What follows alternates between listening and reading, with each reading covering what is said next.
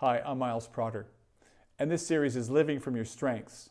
And today I'm going to talk about how to shape your role around your strengths. Many people feel constrained about getting their work done effectively because someone has effectively told them, this is how you should do it. And there's really nothing more annoying or disempowering than that.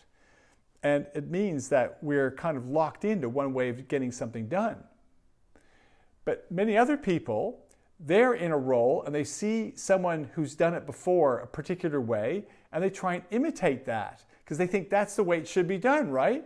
But the problem is the way that other person did the role may suit them and their strengths, but may not suit our strengths and the way we want to get things done.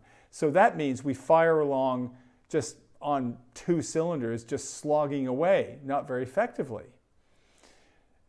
It doesn't have to be that way. It is possible to shape our role around our strengths, but how do we do that?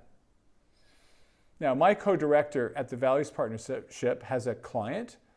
She's the Chief Operating Officer of the Australian branch of a global not-for-profit.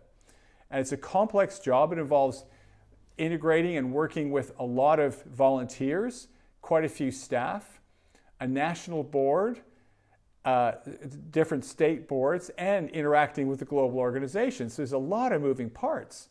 And it's logical to think, if you're a COO, Chief Operating Officer, that there's a lot of doing to get done, right? And that's just what this CEO thought.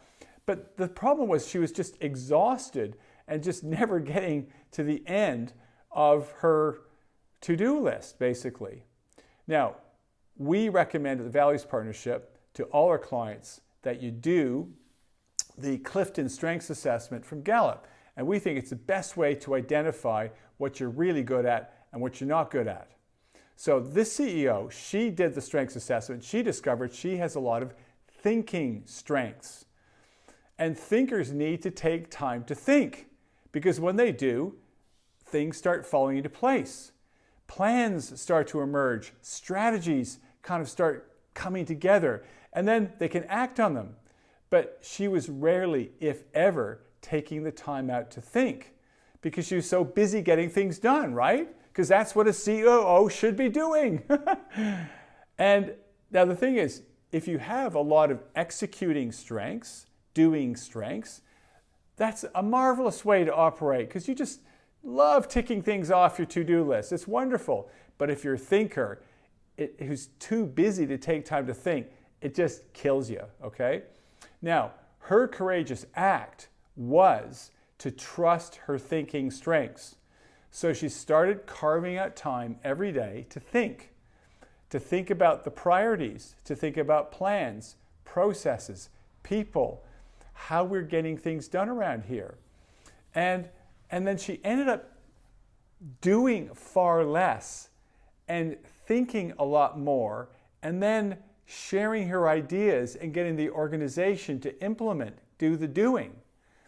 And she became way more effective at her role. So now she also had to negotiate away stuff that she wasn't any good at. And that took some doing with the organization. But the whole organization is now far better off for her having shaped her role around her strengths. And if you want to do the same thing, if you want to shape your role around the strengths, please get in touch with me. And otherwise, until the next time you see me, live your strengths.